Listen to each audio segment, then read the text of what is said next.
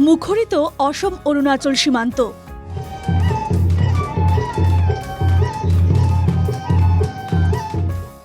এক উৎসবমুখর পরিবেশ পাকে নদীর পারে।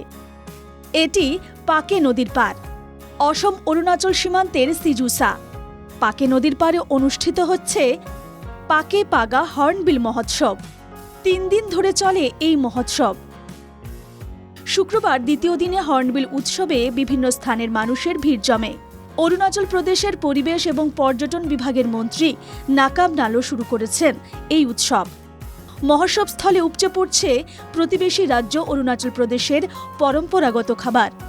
প্রতিবেশী রাজ্যের পর্যটনদের মধ্যে জনপ্রিয় করতেই তাদেরই প্রয়াস। গত 8 বছর ধরে অনুষ্ঠিত হচ্ছে এই মহোৎসব।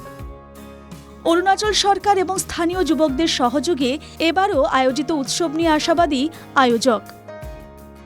অনুষ্ঠানের সঙ্গে সঙ্গতি রেখে প্রদর্শিত হচ্ছে বিভিন্ন জাতি জনগোষ্ঠীর লোকনৃত্য, প্রদর্শিত হচ্ছে চা জনগোষ্ঠীর নাচ।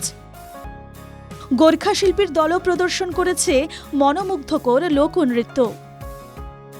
এলাকাটিতে যাওয়ার ক্ষেত্রে অত্যন্ত দুর্গম যাতায়াতেরও শীঘ্রই সমাধান হবে, আশ্বাস অরুণাচল সরকারের ক্যাবিনেট মন্ত্রীর। পরম্পরাগত খাবার, স্থানীয় সুরা এবং বিভিন্ন জায়গার মানুষে ভরে ওঠে মহোৎসব স্থল।